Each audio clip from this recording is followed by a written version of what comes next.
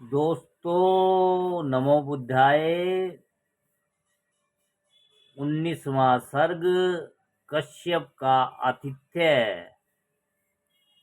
विक्रम बोध जी का पुस्तक है बुद्ध चरित्र चंद्रोदय। दोस्तों, 19वां सर्ग कश्यप का आतिथ्य।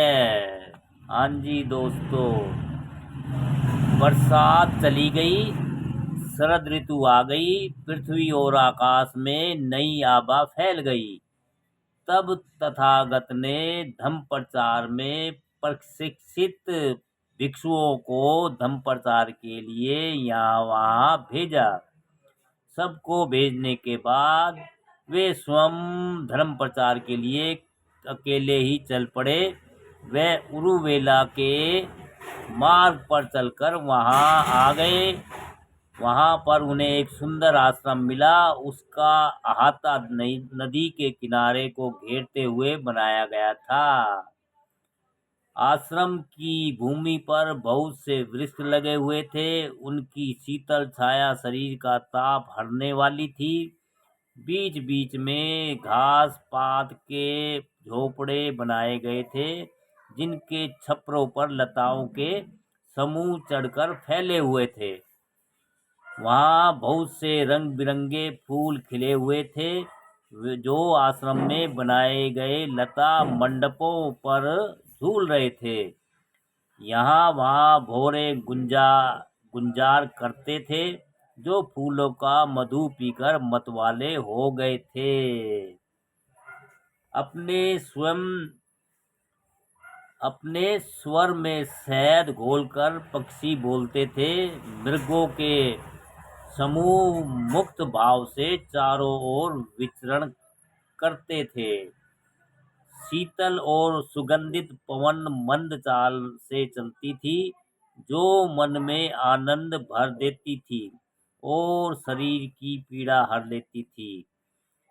उस आश्रम में एक जटाधारी तपस्वी रहता था, जिसका नाम उरुवेल कश्यप था।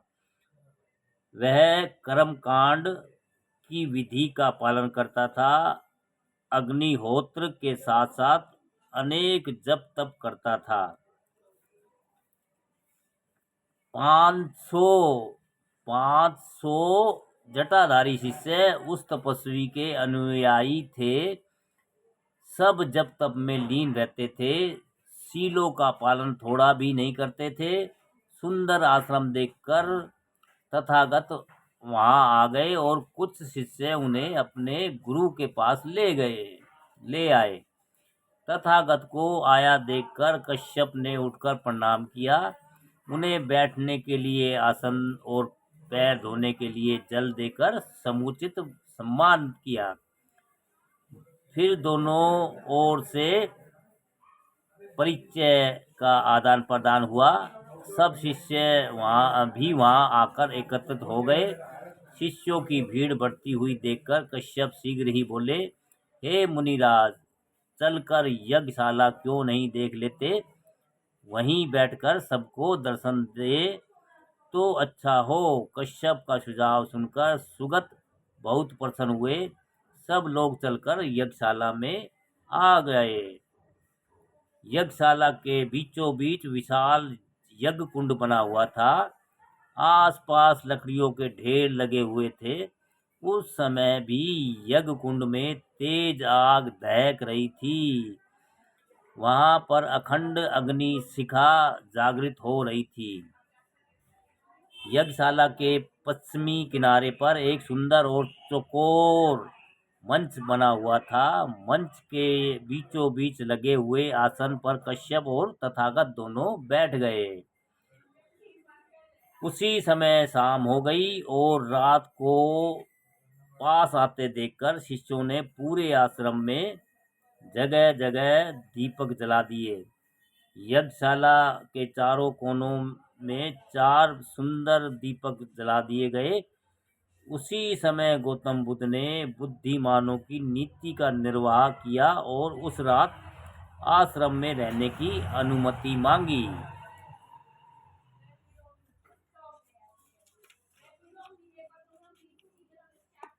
कश्यप तथागत के चंद्रमुख को आंखें खोले हुए देख रहे थे।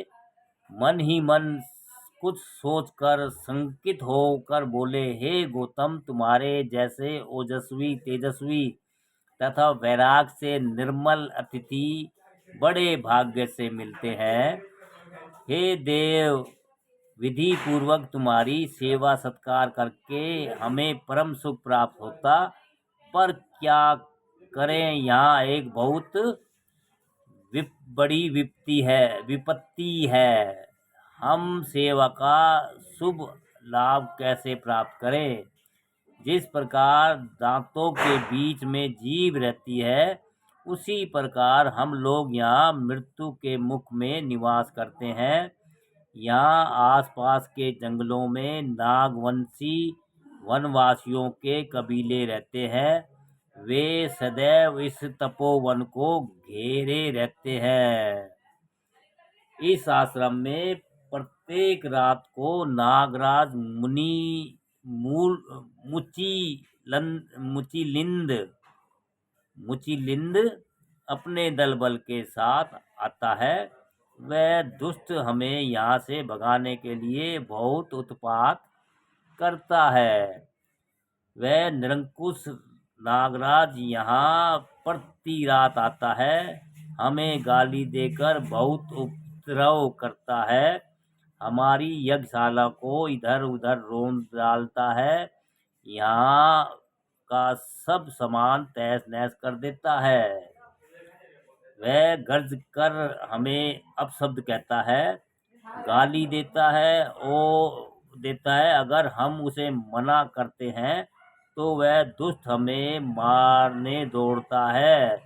वह बहुत निर्भीक है, उसमें थोड़ा भी नहीं डरता, हमसे थोड़ा भी नहीं डरता। क्या करे, उस हमारी बहुत दुर्गति करता है। हे मुनिराज, अगर हम तुम्हें अतिथि बनाकर यहाँ रखेंगे तो मीठा होने पर भी हमें कड़वा फल चखना पड़ेगा, अच्छे काम के लिए भी बुरा परिणाम भोगना पड़ेगा। तुम्हें तो वह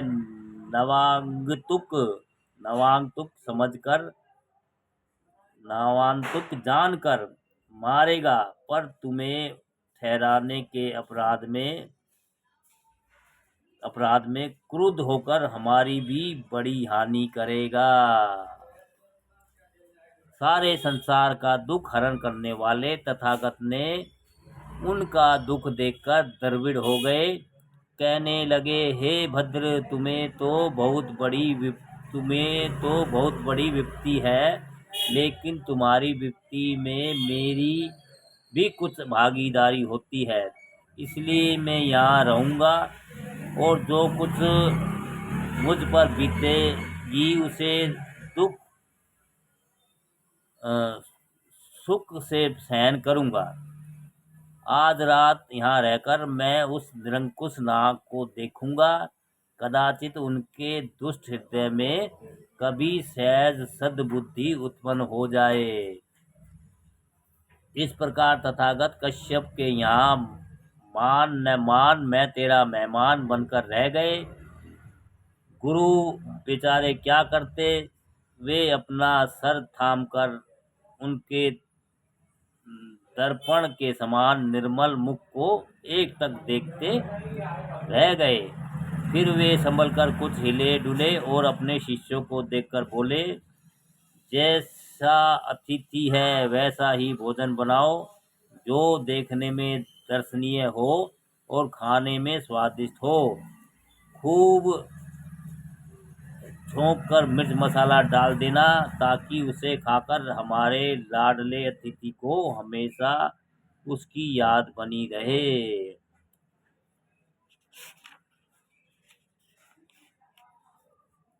उनके सोने के लिए प्रेम कुटी में पलंग बिछा दो, उस पर साफ सुथरी सैया लगा दो, ठीक से छांट कर खूब कोमल गद्दा बिछा देना, ताकि उस पर सोकर हमारे माननीय अतिथि को हमेशा उसकी याद बनी रहे। उनके विचित्र तौर तरीके देखकर काम, क्रोध आदि विकारों से रहित गौतम बुद्ध बोले, जो मनुष्य सांसारिक सुख भोगों से मुक्त होकर रहता है उसे सदैव सुख प्राप्त होता है, लेकिन जो मनुष्य सांसारिक सुख भोगों से बंधकर रहता है उसे सदैव दुख प्राप्त होता है। मेरे लिए सुख और दुख दोनों एक समान है। मुझे सपन में भी कोई विकार पीड़ित नहीं करते हैं। मैं मन, वचन और कर्म से पूर्ण वितराग हो चुका हूँ। अस्तु हे कश्यप, तुम मेरी सुख सुविधा के लिए कोई चिंता ना करे। मैं केवल एक बार ही दिन में भोजन करता हूँ। अब रात को कोई आहार नहीं लूँगा। इच्छा होने पर कुछ पानी पीऊँगा। मेरे जल पात्र में छान कर पानी भर देना। मैं कुटी के कारागार में बंद न रहूँगा। मेरे लिए यह यज्ञशाला ही अच्छी है। खुला हुआ घर मुझे अच्छा लगता है। मैं रात यहीं रहकर उस नाग को देखूंगा। बुद्ध के वचन सुनकर वे सब लज्जित हो गए।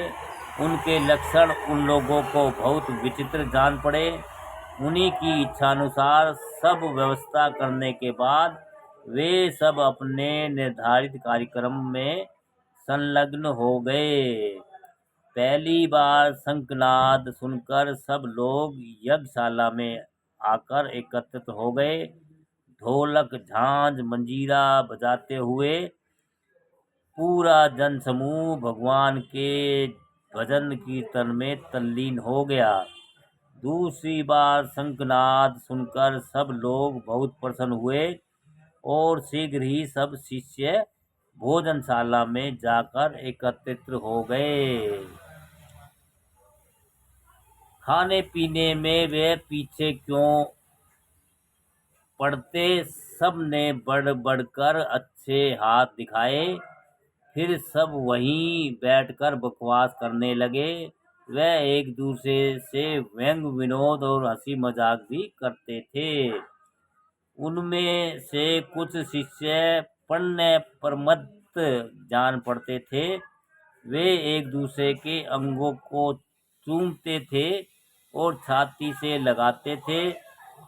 जब तीसरा शंखनाद हुआ तो कश्यप सबको हाँक कर ले गए। वे सब अपनी अपनी पर्णकुटी में मुंह छिपाकर दो दो चार चार मिलकर सो गए। तथागत ने उनकी सब चर्या देखी। वह उनके गुण दोषों का विवेचन करने लगे। वे सब राग से रंगे हुए काम रोग के रोगी थे। सब बहुत भोगी जान पड़ते थे। सब सुख भोगी जान पड़ते थे। सब भोजन के भक्त थे। सांसारिक सुख पास में बंधे हुए थे। वे गुरु के उतने भक्त नहीं थे जितने विषय वासना के दास थे। बड़ी देर तक तथागत इसी चिंता में लीन रहे कि वे सब सद्बुद्धि कैसे प्राप्त करें। जब उनकी पलकें नींद से ओझिल होने लगी तो अंत में कुछ देर के लिए सो गए। दोपहर सोने के बाद गौतम जाग उठे तो फिर से चिंतन मनन करने लगे। उसी समय वहाँ भयंकर गर्जना हुई। उनके कानों में कठोर कर्कश आवाज सुनाई पड़ी। वह जन्म से ही मूर्ख और जड़तावादी जटिल तपस्वी कहाँ है? वह बड़ा ही क्रूर, कठोर, उन्मत्त और प्रमादी है।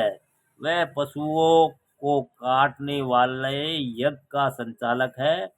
यहाँ सब मांस भोजी आकर एकत्रित हो गए हैं। यह सब धोखेबाज आडंबर में लीन रहते हैं, चारों तरफ कर्मकांड के फंदे फैलाते रहते हैं। ये गरीबों की कमाई लूट लूट कर यहाँ भोग विलास करते हैं।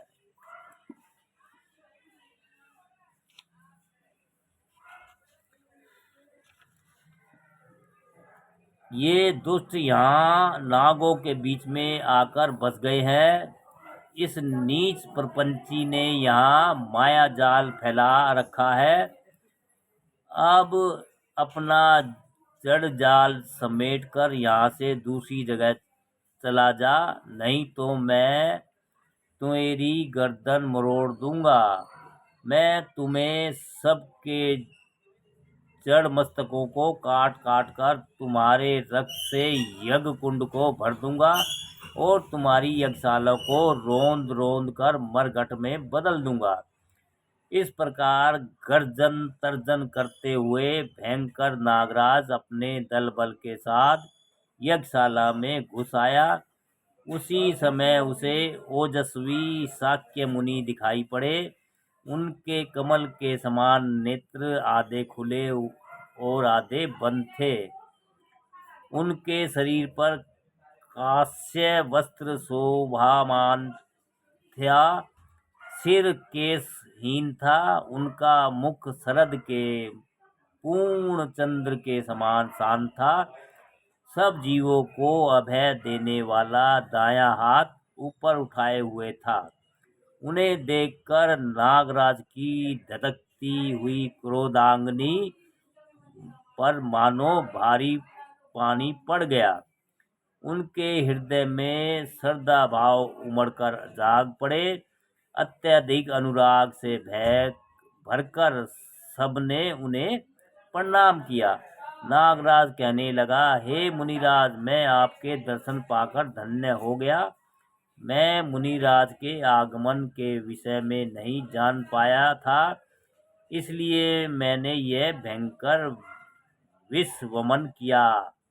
मुझे मालूम है कि मुनिराज बहुत दयाशील और कृपाशील है। हे समानिधि, मेरी ठिठाई ढिठाई ढिठाई क्षमा करे। जब उरुवेला में रहकर मुनिराज ने तपस्या की थी, तभी से मुझे उनके शील स्वभाव की जानकारी है। लेकिन ये जटिल तपस्वी सब के सब बड़े क्रूर, कठोर, मूर्ख हैं। इन्हें मारे बिना मुझे चैन नहीं मिल सकता। यद्यपि मैं उन्हें दंड अवश्य दूंगा। जटिलों के पूरे समाज को काट डालूंगा। तो भी यह शुभ कार्य मैं तभी करूंगा जब देव यहाँ से चले जाएंगे। उसी समय आँख रूपी नीले कमलों की कोमल पंखुड़ियां हिली और तथागत बोले, हे नागराज सुनो, चाहे पशु हत्या हो चाहे मानव हत्या हो, दोनों ही पाप कर्म समान रूप से निंदनीय है। इसलिए तुम जटिलों को मारने का विचार त्याग दो। मनुष्य होने के नाते विवेक धारण करो। पाप तो सभी निवारण करने योग्य है, तो भी पापी मारने योग्य नहीं है। इस संसार में कोई भी कार्य बिना कारण के नहीं होता है। बीज न होता तो वृक्ष कैसे हो।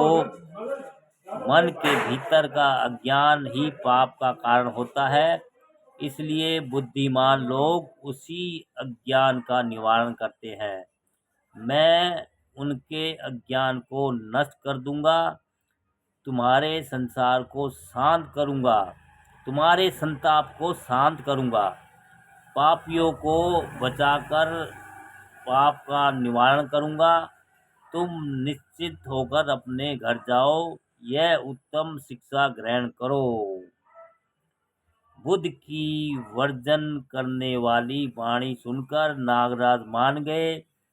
उसके हृदय में विवेक पैदा हो गया और चित्त में शांति आ गई।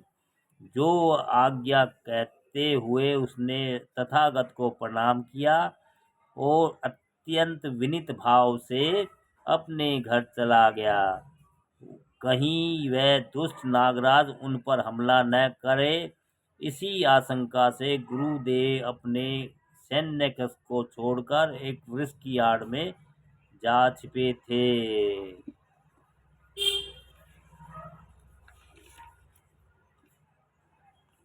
उन्होंने दूर रहकर नागराज का सब हालचाल देखा सुना और उसके चले जाने पर वह बढ़कर तथागत के पास आ गए। वह हाथ जोड़कर कहने लगे, हे मुनिराज, आज मैंने अपनी आंखों से बड़ा विलक्षण दृश्य देखा है। हे मुनिराज, आज आप बहुत ही दयालु, कृपालु और क्रोध रहित हैं। शेर चीते भी उसका सम्मान क्यों ना करें। आपने बड़ी कृपा की, हमारे आवास में पधारे। अब जब तक आपकी इच्छा हो हमारे साथ रहे।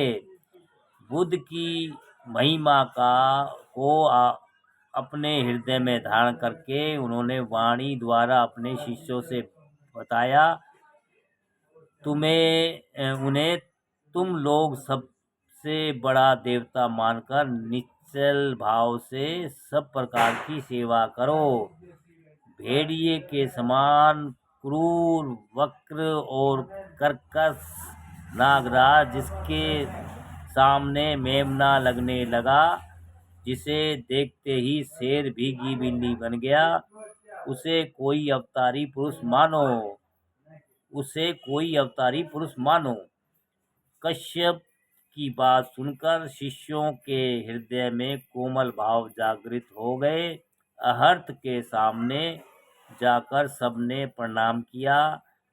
जब अगले कुछ दिनों तक नागराज नहीं आए तो उनके ऊपर और अधिक प्रभाव पड़ा। सभी शिष्य तथागत के अनिवार्य प्रभाव को जान गए और अपने मन में मान गए। वे किसी को कोई दबाव नहीं देते थे, फिर भी सब लोग उनका बड़ा दबाव मानते थे। सब एक दूसरे से उसके शील स्वभाव की सराहना करते थे। अवसर पाने पर सभी शिष्य समान भाव से निष्ठा पूर्वक उनकी सेवा करते थे। उनका शरीर कपूर मिले हुए स्वर्ण के समान कांतिवान था। उनकी मुख मुद्रा शांत थी। पूर्ण चंद्र के समान तथागत को पाकर वे सब चकोर के समान उन पर अनुरक्त हो गए। दोस्तों, नमो बुद्धाय। और दोस्तों, ये था आपका 19वां सर्ग, कश्यप का आतिथ्य। दोस्तों, नमो बुद्धाय। जय भीम दोस्तों।